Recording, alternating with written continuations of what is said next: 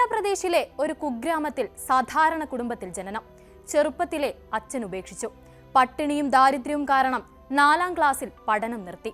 14ാം വയസ്സിൽ വിവാഹം, തുടർന്ന് വിവാഹമോചനം. ചെറുപ്പത്തിലെ കയ്പും കണ്ണുനീരും നിറഞ്ഞ ഓർക്കാൻ ഇഷ്ടപ്പെടാത്ത ഒരു ബാല്യകാലത്തിലൂടെ വിജയലക്ഷ്മി എന്ന ആ ആന്ധ്രാക്കാരി ജീവിച്ചു പോന്നു. പക്ഷേ തോൽക്കാൻ തയ്യാറായിരുന്നില്ല.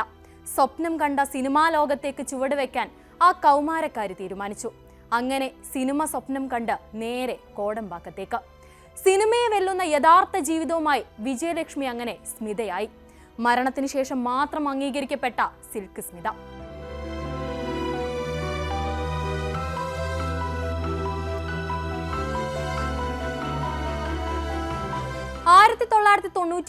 സെപ്റ്റംബർ 23 കോടമ്പാക്കത്തെ ആ കിടപ്പുമുറിയിൽ സിൽക്ക് സ്മിത തൂങ്ങി മരിക്കുന്നത്.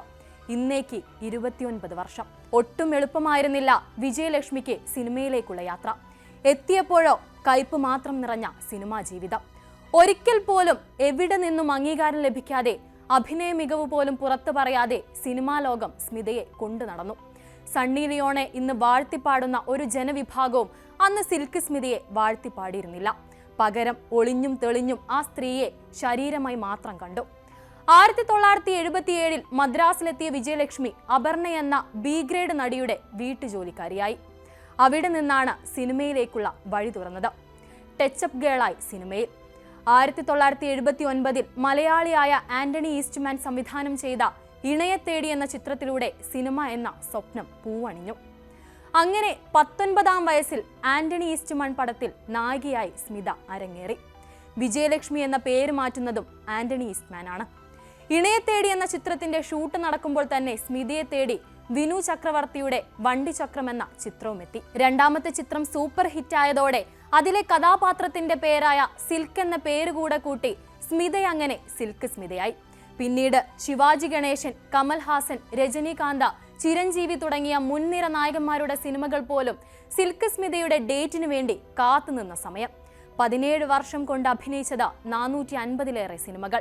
80കളിലും 90കളിലും മലയാളികളുടെ കൗമാര കാമനകളെ ശമിപ്പിച്ച അഭിനേത്രി കൂടിയായിരുന്നു സിൽക്ക് സ്മിത. അഹങ്കാരത്തിന്റെ പെൺരൂപമെന്ന് പലരും വിധിയെഴുതിയ അഭിനേത്രി. ശിവാജി ഗണേശൻ സെറ്റിൽ വന്നപ്പോൾ കാലിൽ കാൽ കയറ്റിയിരുന്നതും MGR വിളിച്ച യോഗത്തിൽ പങ്കെടുക്കാതെ ആന്ധ്രയിൽ ഷൂട്ടിന് പോയതുമെല്ലാം ഈ വിളിക്ക് ഉദാഹരണങ്ങൾ മാത്രം. 36ാം വയസ്സിൽ ജീവിതം സ്വയം അവസാനിപ്പിക്കാൻ ഒരുങ്ങുമ്പോൾ നിന്ന് തിരിയാൻ സമയമില്ലാത്ത ഒരാളായിരുന്നു സിൽക്ക് സ്മിത. എന്നിട്ടും ജീവിതം അവസാനിപ്പിക്കണമെങ്കിൽ ആ വർഷം അത്രയും താണ്ടിയ വിവേചനങ്ങളുടെ മാറ്റി നിർത്തപ്പെടലിന്റെ വ്യാപ്തി അതിഭയാനകമായിരുന്നിരിക്കാം. കാന്തശക്തിയുള്ള കണ്ണുകളുള്ള പെൺകുട്ടി എന്ന് ആന്റണി ഈസ്റ്റ്മാൻ ഒറ്റ നോട്ടത്തിൽ പറഞ്ഞത് പക്ഷേ മറ്റാരും കണ്ടില്ലെന്നും വരാം. പൊതുബോധത്തിന്റെ കപട സദാചാരത്തോട് മാത്രം സിൽക്ക് സ്മിത എന്ന പേര് കൂട്ടി വായിച്ചതും അതിനാലാവാമെന്നത് വ്യക്തം. എന്നാൽ മരണാനന്തരം മാത്രം വാഴ്ത്തപ്പെട്ട ആ വിശ്വസുന്ദരിയുടെ ആത്മഹത്യ എന്തിനായിരുന്നു എന്ന ചോദ്യത്തിന് ഇന്നും തൃപ്തികരമായൊരു ഉത്തരം ഉണ്ടായിട്ടില്ല.